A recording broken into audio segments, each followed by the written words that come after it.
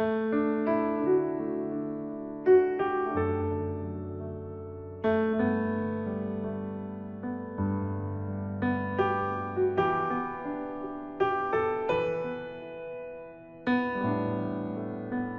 앞뒤 저기 계신 앞에 인사 나눠보시죠. 반갑습니다. 반갑습니다. 반갑습니다. 이렇게도 한번 고백해 볼까요? 오늘만 날이 아닙니다. 오늘만 날이 아닙니다. 여러분 이게 무슨 뜻이겠습니까? 그 말의 의미는 잠시 후에 말씀드리겠습니다. 스페인에 가면요, 프랑스 남쪽에 있는 생장 피드포르라는 지역에서부터 시작해서 피레네 산맥을 넘어서 스페인 북서부에 위치한 산티아고까지 가는 장장 800km에 달하는 순례길이 있습니다. 사람들은요, 그 순례길을 뭐라고 부르냐면 산티아고 순례길이라고 그렇게 불러요. 그 순례길을 약 40여일간의 구간을 걸어가면서 자신의 삶을 돌아보기도 하고 성찰하는 그런 시간을 보냅니다. 물론 그 길을 걷는 사람들이 각자의 상황과 또 일정에 맞게 걷는 구간을 정할 수도 있어요. 좋은 건 그 길이 지나는 동네마다 순례자들이 묵을 수 있는 숙소가 있습니다. 그래서 많은 지역에서부터 시작해서 피레네 산맥을 넘어서 스페인 북서부에 위치한 산티아고까지 가는 장장 800km에 달하는 순례길이 있습니다. 사람들은요, 그 우리 앞뒤 저기 계신 앞에 인사 나눠보시죠. 반갑습니다. 반갑습니다. 반갑습니다. 이렇게도 한번 고백해 볼까요? 오늘만 날이 아닙니다. 오늘만 날이 아닙니다. 여러분 이게 무슨 뜻이겠습니까? 그 말의 의미는 잠시 후에 말씀드리겠습니다. 스페인에 가면요, 프랑스 남쪽에 있는 생장 피드포르라는 지역에서부터 시작해서 피레네 산맥을 넘어서 스페인 북서부에 위치한 산티아고까지 가는 장장 800km에 달하는 순례길이 있습니다. 사람들은요, 그 순례길을 뭐라고 부르냐면 산티아고 순례길이라고 그렇게 불러요. 그 순례길을 약 40여일간의 구간을 걸어가면서 자신의 삶을 돌아보기도 하고 성찰하는 그런 시간을 보냅니다.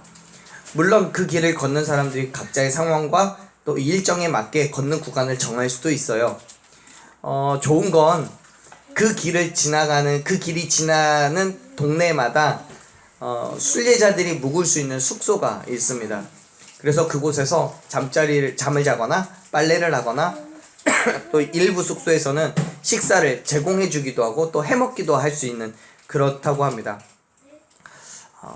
요즘 TV에서 방송하고 있는 한 프로그램이 그 길에서 일어난 일들을 얘기하는 게 있어요.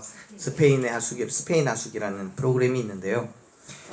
순례자들이 묵는 그 숙소 하나를 만들어서 그곳에서 차승원, 유해진, 또 배정남, 이 3명의 남자 연예인들이 그곳에 머무르려고 오는 사람들에게 식사를 대접하고요, 숙소를 제공하는 것을 프로그램으로 이렇게 만들어서 우리에게 보여주고 있죠.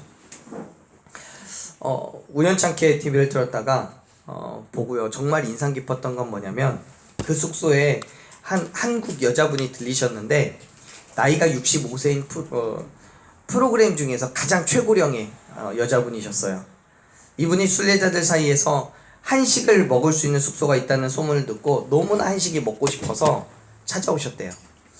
사실 순례자들은 주로 빵으로 끼니를 때운다고 하더라고요. 그러니까 얼마나 한식이 먹고 싶었겠어요. 영어도 잘 못하고 오랜 시간을 걸었지만 그리움 가운데서 찾아오는 곳이었어요. 그 사실을 알게 된 숙소를 관리했던 그 연예인들이 이분만을 위해서 저녁 식사로 해물 된장찌개를 끓여서 주더라고요. 이분이요, 그 작고 소소한 해물 된장찌개를 보고 감동을 받아요. 그리고 너무나 행복하게 그걸 드셔요. 아마도 그분이 감동을 받고 행복을 느꼈던 그 이유는 먼 타지에서 힘들고 괴로웠던 그 순간 만나게 된, 그리웠던 따뜻한 날들의 그 기억 때문이지 않았을까 싶어요. 스페인이라는 멀고 먼 땅이지만 그곳에서 해물 된장찌개 한 숟갈을 먹으면서 고향을 생각하고 어머니를 생각하고 그 안에서 자기가 누렸던 그 기쁜 날들, 행복했던 날들을 머릿속에 떠올렸겠죠. 여러분, 기억이라는 게요, 화려하고 찬란한 보석들과 만찬이 있는 것이 아니에요.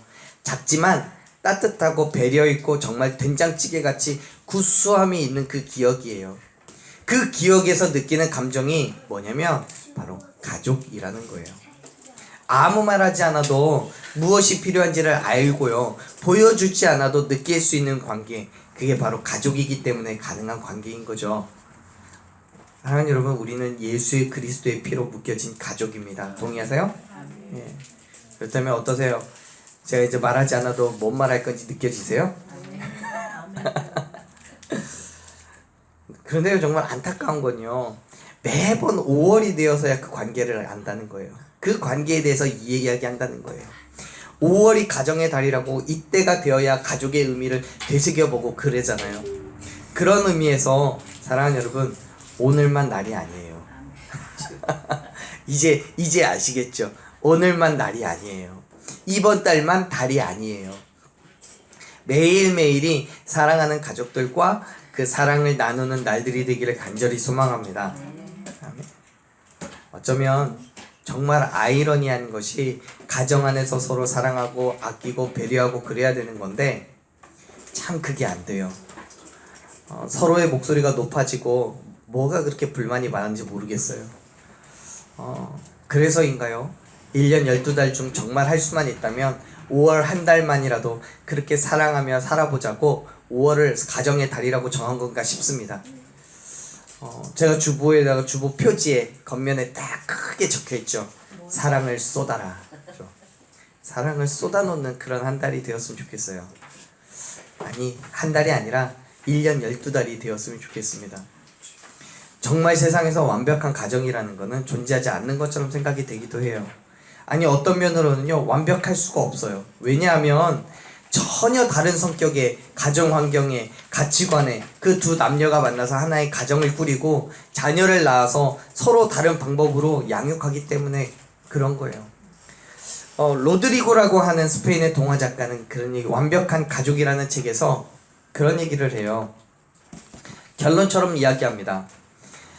완벽해서 사랑하고 함께 사는 것이 아니라 불완전하기 때문에 서로의 부족한 부분을 채워주고 보듬어주고 살아가는 것이 진짜 가족이라고요. 완벽해서 사랑하고 함께 사는 것이 아니라 불완전하기 때문에 서로의 부족한 부분을 채워주고 보듬으며 살아가는 게 진짜 가족이에요. 어떻게 생각하면요, 정말 이 말이 맞아요. 단촐한 세 식구가 살아가는 집에서도요, 언제나 다툼이 있고 불평과 불만이 있어요. 사랑하기 때문에 결혼했고요, 내가 원해서 같이 살아가고 있는데 왜 다투고 왜 불평해요? 불완전하기 때문에 그래요. 세상 속에서 그걸 당연하게 여겨요. 그리고 그 당연함 속에서 해결책을 찾으려고 해요. 어떤 해결책이요? 헤어지는 거예요. 우리나라에서 이혼 사유의 가장 많은 비율을 차지하고 있는 이유가 뭔지 아세요? 성격 차이요. 성격 차이요. 그런데 여러분, 성경에서는요, 우리에게 완전한 가정에 대한 의외의 답을 제공합니다. 우리가 함께 읽은 128편의 말씀은 하나님께서 인간에게 주시는 축복을 통해서 세워가는 그 가정의 행복으로 장식되어 있는 그 집에 대한 그림을 그려줘요. 저는 저와 여러분의 모든 가정이 그러한 가정 되기를 간절히 소망합니다. 하나님 안에서 정말 완벽한 가정. 자, 아빠는 말씀으로 가정의 재상장 되고, 엄마는 가족의 영적으로 육적으로 필요한 부분을 채워주고, 그리고 자녀들은 하나님을 경외하고 부모님을 존경할 수 있는 그런 가정이 되기를 간절히 소망합니다. 정말 그런 가정이 될 수 있을까요? 성경은요, 그러한 완벽한 가정을 만드는 그 첫걸음에 대해서 이렇게 이야기합니다. 1절 2절 말씀 한번 읽어보죠. 1절 2절 같이 읽습니다. 여호와를 경외하며 그의 길을 걷는 자마다 복이 있도다. 내가 내 손이 수고한 대로 먹을 것이라. 내가 복되고 형통하리로다. 아멘. 사랑하는 여러분, 하나님을 경외하는 것은 우리 신앙의 본질이에요. 동의하시죠? 여러분, 경외가 뭐예요? 경외는 하나님을 향한 한없는 존경과 하나님을 기쁘시게 하려는 열망으로 하나님의 뜻에 순종하는, 완전하게 순종하는 그런 마음이 경외예요. 성경은요 그러한 경외함으로 가득 찬 사람들이 복이 있다고 말해요. 왜요? 하나님의 기쁨이 되기 때문에. 자신의 삶을 통해서 하나님께 영광을 돌리고 무엇을 하든지 하나님의 말씀대로 살아가려는 애쓰는 삶이 하나님께서 주시는 그 축복을 누릴 수 있기 때문임을 믿으시길 바랍니다. 그렇기 때문에 성경 곳곳에서 하나님을 경외하는 사람들에 대한 축복이 있다고 말씀하고 있는 거예요. 우리가 함께 읽은 말씀 속에서도요 하나님을 경외하는 자가 복이 있다고 말씀해요. 그 복이 뭐예요? 2절에서 얘기하고 있는 것처럼요 우리가 손이 수고한 대로 먹을 거라고요. 내가 복되고 형통할 거라고요. 태초에 하나님께서 말씀으로 천지를 창조하셨어요. 그 이후에 에덴 동산에서 아담과 하와가 잘 살고 있다가 선악과를 따먹고 하나님으로부터 징계를 받아요. 그때 하나님은 아담에게 말씀하시죠. 평생을 수고해야 그 열매를 먹을 수 있을 거라고요. 그날부터 모든 아버지들을 수고해야 했습니다. 정말 온 힘과 온 정성을 다해 수고를 해야 자식들을 또 가족을 먹여 살릴 수가 있었습니다. 그런데요 그 수고가 그냥 하는 수고가 아니에요. 1절에서 말씀하고 있는 것처럼 하나님을 경외하고 하나님의 길을 걸으면서 하는 수고예요. 앞에 있는 시편 127편에서는요 하나님을 경외하지 않는 수고가 얼마나 헛된 것인지를 얘기해줘요. 127편 1절에서 그렇게 얘기하잖아요. 하나님께서 집을 세우지 아니하시면 세우는 자의 수고가 헛되고 하나님의 이성을 지키지 않으면 파수꾼에 깨어있음이 헛되다고요. 아버지가요 아무리 수고하고 노력을 해도 하나님 앞에 온전히 서 있지 않으면, 즉 하나님을 경외함으로 이 땅에서 하나님께서 지시하는 그 길로 가지 않으면 모든 것이 다 헛되다고요. 그렇기 때문에 그렇게 시편의 저자는 하나님을 경외하라고 그 길을 걸어가야 한다라고 권면하고 있는 거예요. 그렇게 믿음의 삶을 살아가면서 수고하고 있는 우리에게 성경은 말씀합니다. 수고한 대로 먹으며 복되고 형통할 거라고요. 사랑하는 여러분, 여러분은 무엇을 위해서 수고하고 계십니까? 그 수고의 열매를 맺기 위해서 정말 하나님을 경외하고 계십니까? 하나님께서 말씀하시는 그 길을 걸어가고 계시냐고요. 하나님을 경외하는 사람은 하나님 앞에서는 물론이고 세상 사람들 앞에서도 정직하고 성실하게 살아가는 사람이에요. 하나님 앞에 죄를 짓는 것을 두려워하는 사람이에요. 만일 하나님께 대한 경외함이 없다면 죄 짓는 것을 쉽게 생각하고요 다른 사람이 아닌 나만의 유익을 위한 삶을 살아가겠죠. 과정은 중요하지 않아요. 결론이 나의 유익에 있다면 그게 옳은 거라고 생각하는 거예요. 사랑하는 여러분, 주님을 경외하는 사람이 아니면 주님의 길로 걸어갈 수가 없어요. 하나님을 경외하는 마음이 없이는 결코 하나님의 길을 걸을 수도 그의 뜻대로 살아갈 수도 없는 거예요. 그렇기 때문에 하나님을 경외하는 것은 개개인의 믿음 안에서 반드시 필요한 거고요 뿐만 아니라 우리 가정 안에서도 필요한 거예요. 다시 말해서 가정이라는 그 큰 틀 안에서 하나님을 경외하지 않는다면 그 가정 안에는 참된 행복을 기대하기 어렵다는 거예요. 그런데 여러분 오해하지 마세요. 나 혼자만 하나님을 경외하면, 나 혼자만 하나님의 길을 걸어가면 우리 가정에는 복이 없다고 말하는 게 아니에요. 왜냐하면 모든 가정의 시작은 나 하나로부터 시작하는 거니까요. 즉 우리 가정이 하나님의 축복을 누리는 비결은 다른 누가 아니라 내가 먼저 하나님을 경외하고 하나님의 길을 걷는 것임을 믿으시길 바랍니다. 개인이든 어느 가정이든 가장 중요한 것이 바로 하나님을 경외하는 거예요. 그게 우리의 신앙의 본질이고요 믿음의 기본입니다. 사랑하는 여러분, 하나님을 경외하시길 바랍니다. 그 경외함으로 우리의 가정이 더욱더 주님과 친밀한 관계를 맺어가는 그 놀라운 은혜가 있기를 간절히 축원합니다. 사랑하는 여러분, 하나님께서 주시는 복을 누리시기를 원하시죠? 그렇다면 가장 먼저 하나님을 경외하는 가정을 만드시기를 축복합니다. 그 누구보다도 내가 먼저 하나님을 경외하십시오. 그 경외하는 믿음으로 아내를 그리고 남편을 사랑하고 자녀를 하나님의 자녀로 양육하는 게 그리스도인의 사명이에요. 그래서 다윗은 그가 죽을 때에 아들 솔로몬에게 유언을 남겨요. 열왕기상 2장 3절 말씀을 보면 다윗은 솔로몬에게 이렇게 얘기를 해요. 내 하나님 여호와의 명령을 지켜 그 길로 행하며 그 법률과 계명과 율례와 증거를 모세의 율법에 기록된 대로 어떻게 하라고요? 지키라고요. 그러면 어떤 축복이 있어요? 네가 무엇을 하든지 어디로 가든지 형통할 거라고요. 한 가정에서 하나님을 경외하는 어른의 역할이 바로 이런 거예요. 자신이 먼저 하나님을 경외하는 것뿐만 아니라 가정이 하나님을 경외할 수 있도록 돕고 가르치는 거예요. 사랑하는 여러분, 하나님을 먼저 경외하시기를 바랍니다. 그리고 배우자에게 하나님을 경외하는 본을 보이는 여러분 되기를 또한 축원합니다. 더 나아가 여러분의 자녀들이 하나님을 경외하도록 돕고 가르칠 수 있는 훌륭한 어른으로 살아가는 저와 여러분이 되기를 간절히 축원합니다. 완전한 가정은 가족 구성원 모두가 하나님을 경외하는 것입니다. 여러분이 먼저 한 가족의 구성원으로서 하나님을 경외하고 또 하나님의 길을 걸어갈 때 그 축복이 여러분의 가정 가운데 넘쳐 흐르게 될 줄로 믿습니다. 그 축복이 2절에서 말씀하는 것처럼 수고한 대로 먹으며 복되고 형통하는 거예요. 이게 하나님의 길을 걷는 자가 받을 축복이에요. 그런데 이 말씀은 단순히 수고하며 일을 하는 사람을 말하는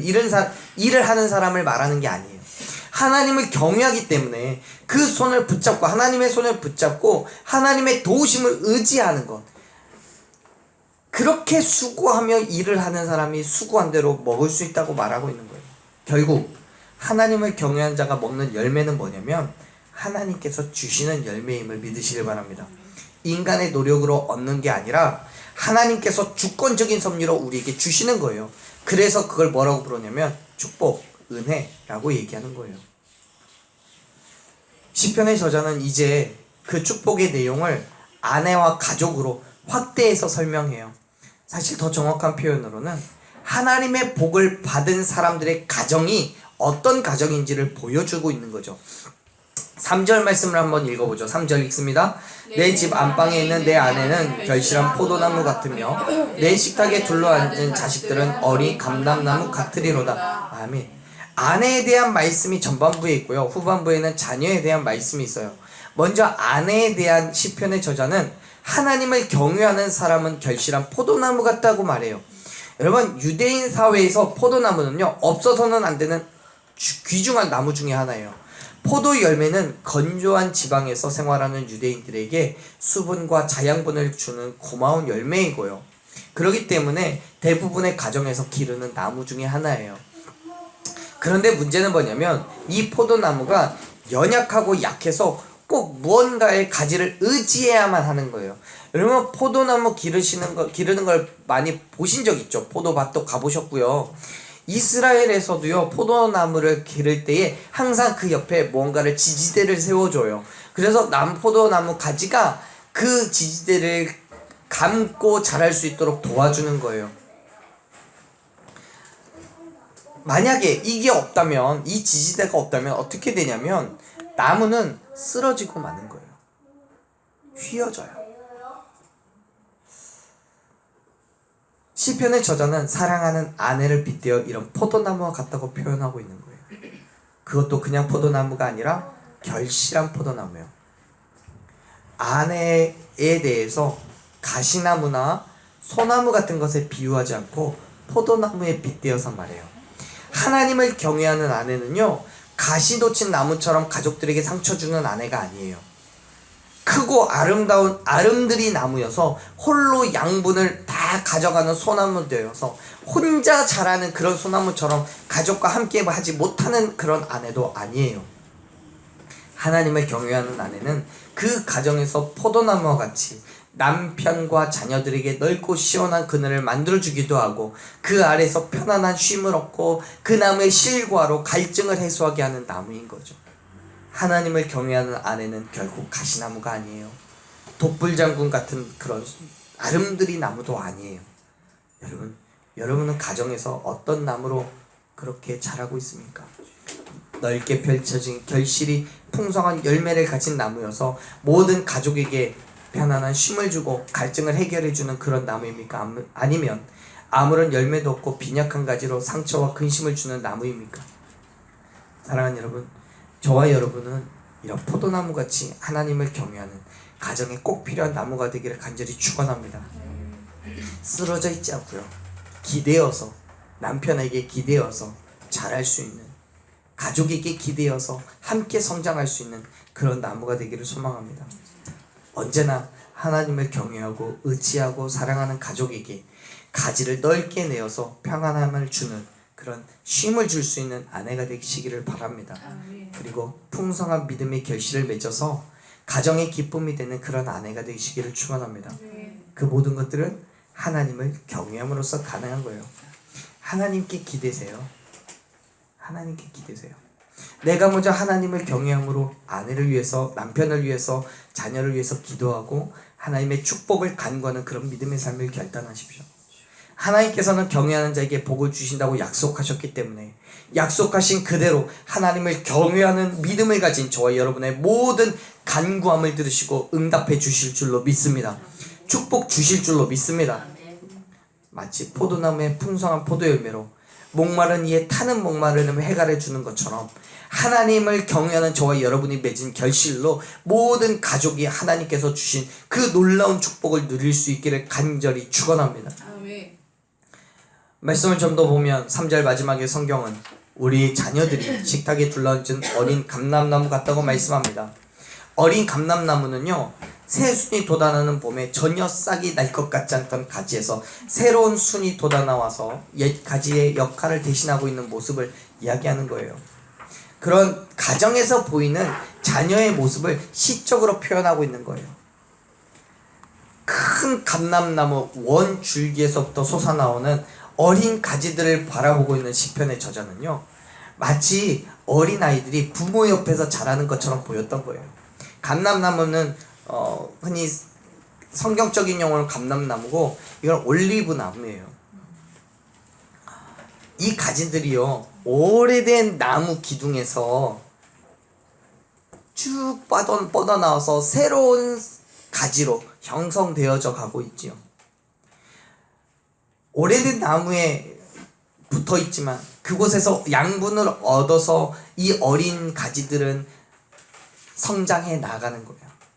어린아이들이 부모에게 양육을 받듯이. 그리고 이 어린 가지들은 오래되고 지쳐가는 나무를 오히려 지탱하고 보호하며 감싸고 있는 거죠.